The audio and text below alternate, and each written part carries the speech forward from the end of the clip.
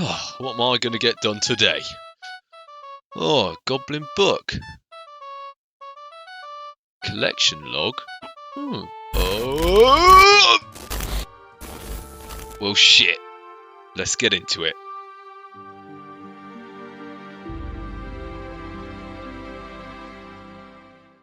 Welcome to Collectism. My name's Wheat, and today marks the beginning of a brand new journey across Azeroth. This isn't one of conquest, nor a race for a world's first, but the rise of a collector. You're fucking joking. The goal is simple. Complete World of Warcraft. Not just the quests, not just the mounts, and not just the achievements. We want everything. What? This series was inspired by a previous love I had for old school RuneScape, and I wanted to try and transfer some of that never-ending grind over to World of Warcraft. I was collecting with my friends on World of Warcraft, and they said, "You won't get that mount. It's like a 1% drop chance." And I was like, fuck man, do you know what I've had to put up with on that other game? 1 in 5k, 1 in 3k. This shit's easy. So this is my mission, to weaponize my autism and prove everyone wrong. So every series comes with some rules, and Collectism's no different. I've been much more flexible than other series because ultimately I'm pretty darn new to WoW and I still want to enjoy the game for what it is. I'm absolutely hooked and I want to make the most of my time playing it. I don't want to put too many strict limitations on this because then I'll ruin my exploration of the game itself, which is, why we all log in every day. However, there are a few rules. Firstly, all significant progress must be completed on a single character. Now, some people might be going, "Oh wait, it's impossible to collect everything. You need multiple characters so that you can do Legion castles and all those other bits." I've addressed that. How I'm planning to do it is by having an alt unlock benchmark. So my all the things, which is the method that we're going to be using to track our progress, is currently clocked in at about 11% completion. There are 13 playable classes in World of Warcraft, and through some simple maths, I've worked out that I can unlock a new alt roughly every 7% of completion. This isn't including the things I've already gathered, so we're talking about kind of 90%. So every 7% I go up in all the things, I will unlock a potential to play a new class. Theoretically, this means that the challenge will initially be somewhat easier, as there's a huge amount of content that I've never explored, and therefore my percentage will hopefully fly up. However, when I get to later content and my progression has stagnated because I'm gate locked by specific mount drops or low percentage drops that are time gated by weekly raids, I'll be able to use multiple characters to give me a better opportunity to get the drops. And therefore keep providing content for you guys, because ultimately that's what this is all about. I'm pretty new to YouTube and I'm pretty new to editing, so along the way you'll probably go, "Fuck man, this guy's shit at editing." And that's fine. I accept I'm learning. This has partly been a journey for me to learn how to edit more, doing something I love. So please be patient with me, and any tips are always appreciated. Anyway, so professions are going to be locked to each character. I have to lock in 2 professions for each character, and I'm not able to swap and change between them. However, when I unlock new characters, I'm able to select new professions and post items to and from and trade items between my own characters so that they can create and craft the necessary items and components that I need. Finally, I intend on doing this as a solo self-found or kind of Iron Man account. I suppose there are some rule breaks that I've already done since playing WoW, as I've purchased mounts off the auction house, so I will combat that by recrafting them when I'm able to address this. I suppose the secondary part of this Iron Man account rule is that I will not be able to use boosts. I will have to identify and find all my groups for group content, such as finding a guild if I want to raid, finding Mythic Plus groups, going for Mythic Raiders achievements. I will not be able to use those pesky chat spamming services that we all love. And that's pretty much it for the rules. Everything else is on the cards. My character won't be locked to a zone or expansion. This series is about a beginner collector gaining his riches.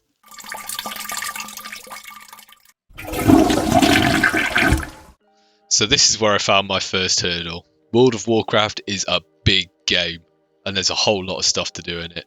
Where do I start? Most other collector series tend to be focused on specific zones or expansions, and this tends to give them a clear plan of how to progress collecting effectively. Me?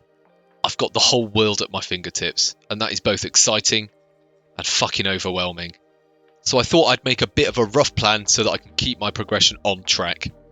My first big goal is to unlock alts as quickly as possible. A lot of collectibles are locked behind armor-specific transmog sets, certain professions, and of course, rare drops. Right now, I can only run each raid once per week per difficulty, But if I have multiple ults ready to go, that means I can get multiple chances every week at those rare drops. My first ult unlock is at 18%. That's our first goal. So how am I going to raise my completion percentage to get there? I think questing's the best place to start. It lets us explore a ton of areas, pick up achievements along the way, and unlock content that's gated behind quest lines. On top of that, quests often reward transmog pieces, which means steady progress towards my all the things percentage, with relatively little friction. Also, a lot of reputation grinds a lot behind quest lines, so if I can get those unlocked early and start working towards them now, I'll be setting myself up for a strong start. I'll go into more detail about the overall plan as the series continues, because trust me, I already have more than enough to keep me busy. So we're going to start where all Alliance legends begin their journey. The Elwyn Forest. Now I'm sure you're thinking, because I am too, questing isn't the most riveting content to put in a video. You'll have seen already that it's been in the background as I've been explaining the rules of the series. So my plan is to fire out as many of these areas out as I can with superhuman speed, essentially summarising what I do in each area because a lot of you have done it already. Hopefully this will mean that I actually get a bit of an idea about why I'm doing what I'm doing in the world, but also means that we can get to the meaty part quickly. You'll have already seen some clips of Elwyn Forest in the background whilst I've been questing through, so I'm just going to carry on from where we started. Make sure you to get your seatbelts on, because this is going to go fast. I slayed the Slayer and got sent to a village called Goldshire. Turns out Goldshire is a very busy village. There had been a massacre led by Willie Torin and his bandits. Marshal Duggan, my next quest giver, had fallen victim to the Zugzug. I quickly left the crime scene and found a local guard who ignored my concerns and sent me off to kill some of the local Murloc threat. On the way I met a kind local who asked me to decapitate their neighbour and bring me their head for a small fee. I returned to my main focus of the Murloc threat, which was quickly disposed of before I committed genocide to the local wildlife. After clearing the pest, I murdered some local wizards for some of their cloth. And after all that, I felt I'd earned enough for a raise, so I went to go speak to my supervisor. After returning to Goldshire and briefly speaking with Marshal Duggan, I was shocked to find Willie Torin fighting off an Alliance army. Unfortunately, Mr. Duggan once again fell in battle. I was sent to a cave which I'd already scouted and robbed gold from its inhabitants previously, rummaged through a half-eaten body, rummaged through a different body which we later identified to be Rolf, and Guard Thomas informed me that the Murloc threat which we disposed of already was a Murloc threat. We went back to the cave I'd already scouted and already robbed gold from its inhabitants to take their candles from them. Scouted a different but almost identical cave. Helped Mabel and Tommy find love. Tommy sent me to his grandmother for her blessing, which was slightly strange, but we went with it. Seems like Grandma has a dark side. She sent me to Mr. Pestle to acquire a substance to spike Mabel with. Not quite the strategy I was expecting. I went and slapped a fat pig. I helped Mr. Pestle make his his love potion. Was sent to more of the Murloc threat and gave them the same treatment as their relatives to the east.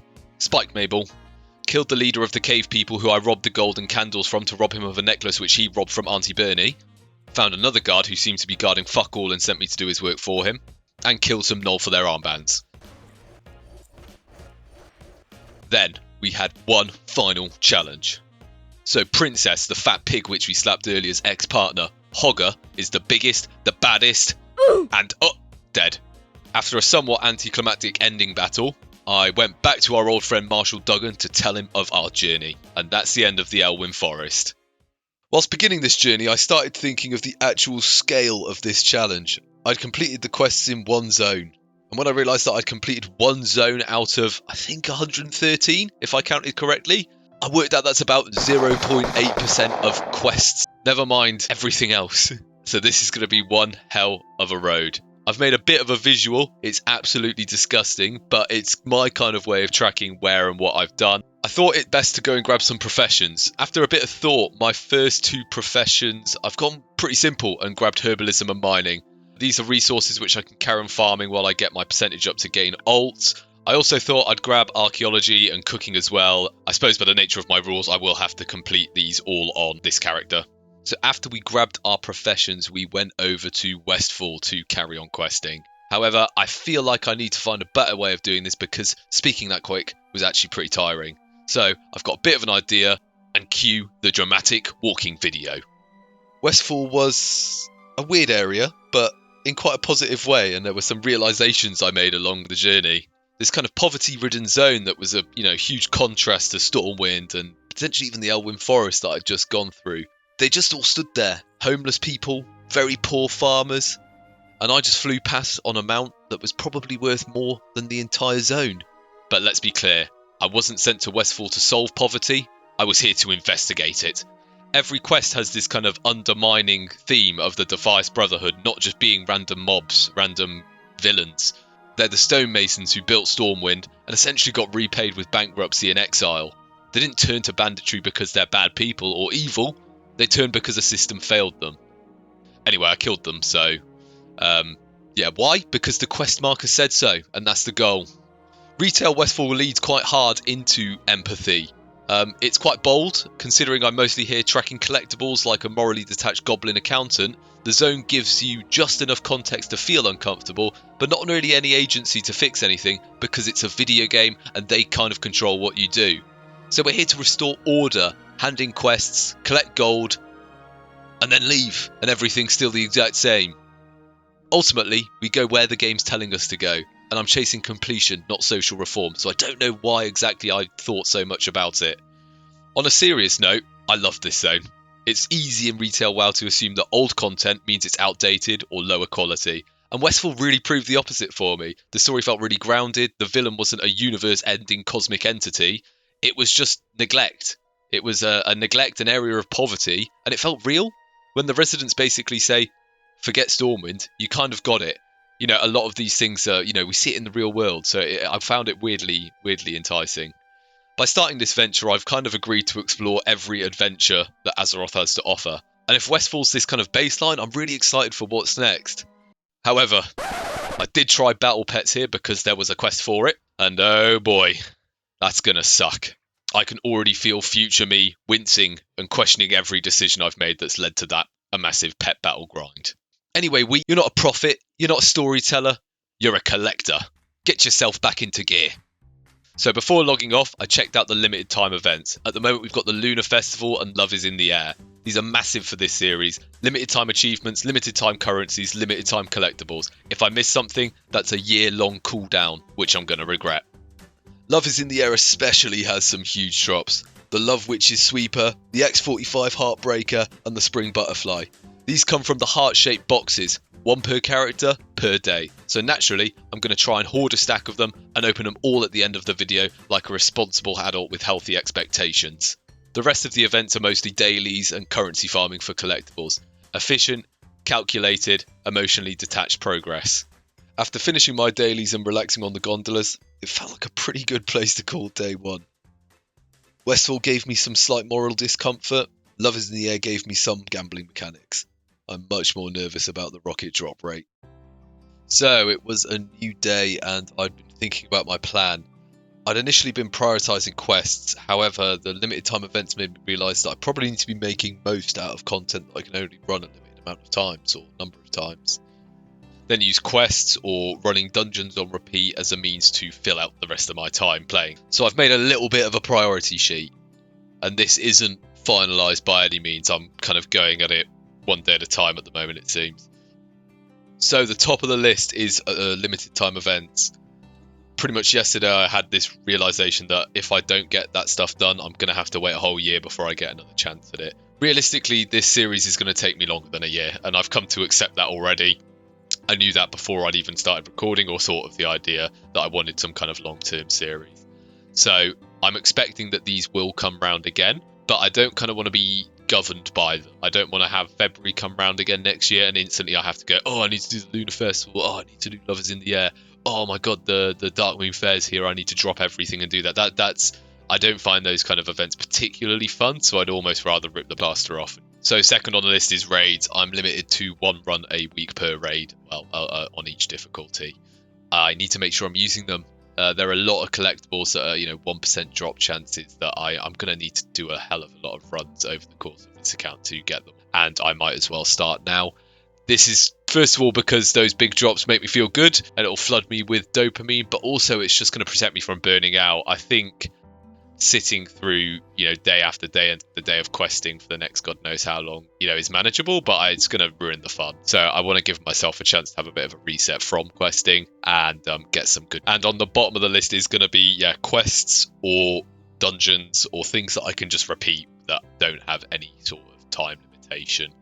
these things are going to kind of be the default of like when I have nothing to do, what can I do? Oh, I can just go smash out some quests. Oh, I can just go run Stone Core however million times it takes for me to get the drops. And that'll fill out the rest of our time whilst we're waiting for weekly resets or for different seasonal events that will give us something else to focus on. So this is my rough plan for the time being. Although all the things percentage which raids will get me will be much less significant from the time I would have got spent smashing out quests, I feel that giving myself chance at some rare drops will not only flood me with some dopamine, but also protect me just from burning out.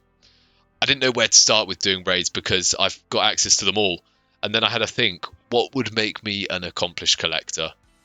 And suddenly it all came flooding in. Invincible, Mimiron's Head, the Ashes of Alar, the Onyxian Drake, Flame Talons of Elisrasaur. I decided to make a list of 10 raids that I need to complete each week. And then in between, I quest. So, the list is Icecrown Citadel, absolute classic, invincible. Then Ulduar for Mimiron's Head, Tempest Keep, which will give us a chance of the Ashes of Alar, Firelands, so we can get 2 from this one, the Flame Talons of Elisrasaur and the Pureblood Firehawk. Dragon Soul, I hate this raid, but there's 3 from there, the Blazing Drake, Experiment 12B, and the Lifebinder's Handmaiden, which I do already have. Then the Sanctum of Domination for Vengeance and the Sanctum Gloomcharger, the Battle of Dazara Law for Gmod and the Glacial Tidestorm, Mogshon Vaults for the Astral Cloud Serpent, and the Siege of Orgrimmar for the Corcoran Juggernaut. If I can grab all of these, I'll look like a killer mount collector. So as you've been watching, I've been going through the raids one by one, and unfortunately I didn't get any mount. I did get Ray Shalar from Sylvanas in Sanctum of Domination. I'm not sure exactly how rare it is, but it's a legendary, and I'm kind of assuming it is somewhat rare. So nice to get that one ticked off. The number of transmogs and achievements I collected have actually shot up my collection a bit, I think. You know, the majority of these raid bosses were giving me an achievement, and completing the raid gave me one, so yeah, definitely a few. So I'm planning on doing this route every single week to kickstart maybe some rare mount drops or some rare transmog drops, just so I can really get a head start on those, and then keep questing in the meantime. I think that's it for this one, so I'm going to just have a check at my time played. I probably should have looked at this at the start of the video, but I completely forgot about it. 6 days, 7 hours and 40 minutes. And also have a look at my all the things completion. So 12.07%. I've barely made a dent. I think I've gained 0.2%. Oh dear. I've got my work cut out for me. So I know I said I'd stockpile all of the heart-shaped boxes till the end of the video. However, I've kind of sat up and stayed up really late to get this edited, so it's taken me a lot less time than I anticipated. So annoyingly, I only have 2. Give us a rocket, and nope, and nope. Awesome. And that's the end of episode 1 of Collectism. I just want to thank all of you who've made it this far. I've really enjoyed actually starting the series finally. It's been something I've been really wanting to start for quite a long time, and I'm glad I've committed to it. If you are interested in seeing how the series progresses, please consider liking and subscribing. Also, if there's anything you guys want to see me collect, I've not got many rules, so I can just get on with it. So pop it in the comments and I'll give it my best shot. I can do a lot of those things depending on what my community wants, and I'm hoping I can, build a bit of a community as well and make some friends along this journey. So yeah, please shove anything in there. Depending on how the series progresses, I'm kind of thinking about streaming and looking at things like that too. So any feedback or interest, please whack it in the comments. Once again, a massive thank you for making it to the end of the video, and hopefully I'll see you next time.